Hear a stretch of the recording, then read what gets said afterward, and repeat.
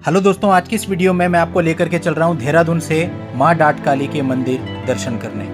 ये मंदिर देहरादून का एक प्रसिद्ध मंदिर है जो उत्तराखंड और उत्तर प्रदेश के बॉर्डर पर स्थित है। इस मंदिर की दूरी देहरादून से लगभग 14 किलोमीटर दूर है। अभी हम देहरादून के प्रिंस चौक पर हैं और यहाँ से हम सहारनपुर चौक की तरफ आगे बढ़ रहे हैं। रास्ते में ही हमें देहरादून का रेलवे स्टेशन और मसूरी बस स्टैंड भी पड़ता है।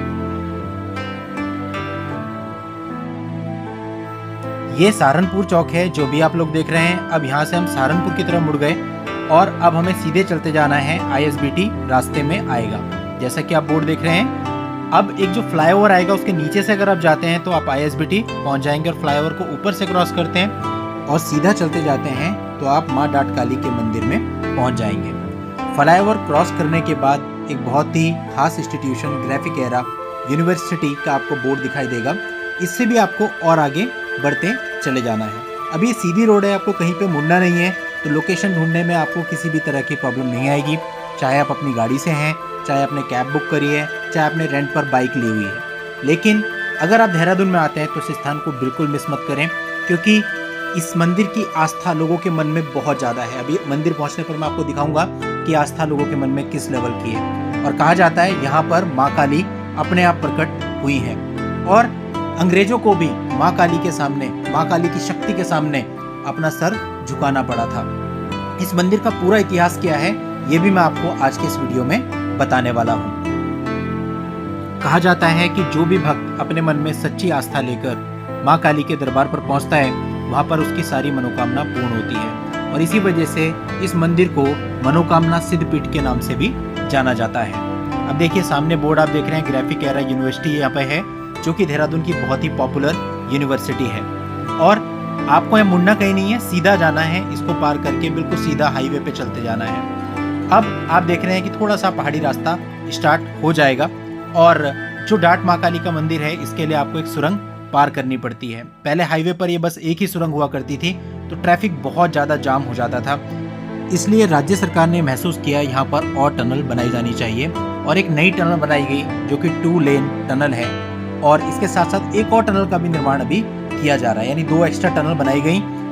और अब जो भी वाहन उत्तर प्रदेश, हरियाणा, पंजाब या दिल्ली जाते हैं वो इन नई टनल्स के थ्रू ही जाते हैं। यानी डाट काली माता की जो सुरंग है वो केवल भक्तों के लिए है और उस सुरंग का भी जीर्णोद्धार किया गया है ताकि वहां आने वाले भक्तों को किसी भी प्रकार की कोई समस्या का सामना ना करना पड़े। ये चेक पोस्ट आशारोड़ी है, आशारोड़ी से कहते हैं। यहाँ से आप आगे जा रहे हैं, देखिए अभी आपको आगे 2 टनल दिख रही हैं। ये जो 2 टनल है ये वो नई टनल है जिनके बारे में मैंने आपको बताया, जो राज्य सरकार ने नई बनाई है। तो अगर आपको दिल्ली जाना है, उत्तर प्रदेश जाना है, हरियाणा, पंजाब जाना है तो आप इन टनल से क्रॉस कर जाइए। डाट काली माता मंदिर आपके रास्ते में नहीं पड़ेगा। और अगर आपको डाट काली माता मंदिर जाना है तो आपको यहाँ से लेफ्ट ले लेना है। आपको ये सामने दिख रही टनल में नहीं जाना है, यहाँ से आप लेफ्ट घूम गए। लेफ्ट घूमते ही जस्ट 2 मिनट्स की ड्राइव पे ही आपको डाट काली माता का मंदिर आ जाएगा।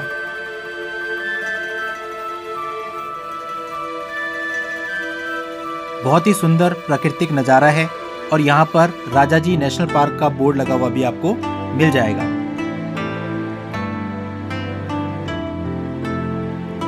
ये देखिए ये एक मंदिर आ गया है, ये आप देख सकते हैं, लेकिन ये मुख्य मंदिर नहीं है। अब एक जो सुरंग आएगी, सुरंग को पार करने के बाद, टनल को पार करने के बाद मुख्य मंदिर है। टनल के दोनों तरफ मंदिर होने का जो राज है वो भी मैं आपको इस वीडियो में क्लियर करूंगा।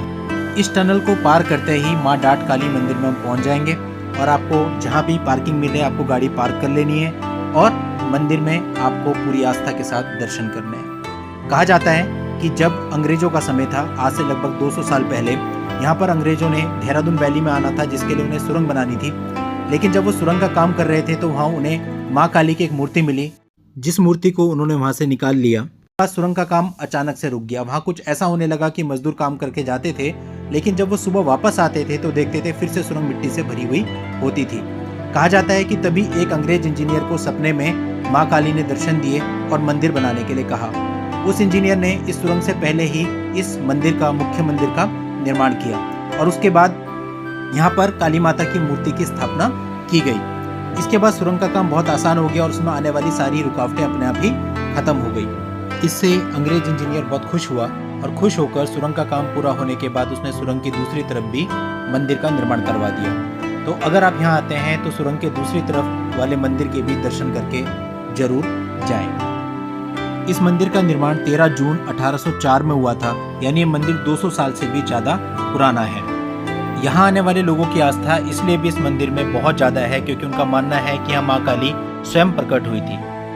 देखिए मंदिर कितना खूबसूरत है, खूबसूरती देखते ही बनती है। देहरादून में कोई भी व्यक्ति कोई भी गाड़ी खरीदता है तो शोरूम से सबसे पहले यहीं पर लेकर के आता है और उस गाड़ी की यहाँ पर पूजा होती है।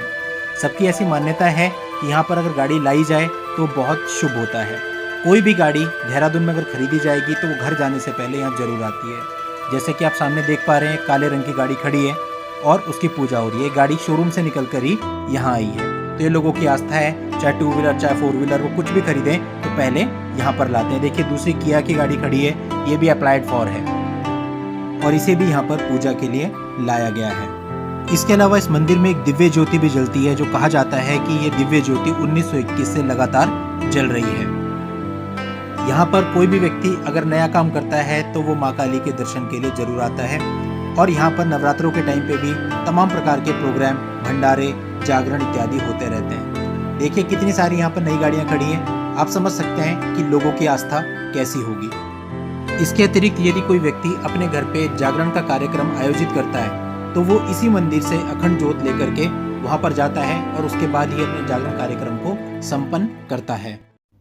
आप माँ के दर्शन के लिए भक्तों की भीड़ देख सकते हैं। अंदर भंडारा भी चल रहा है।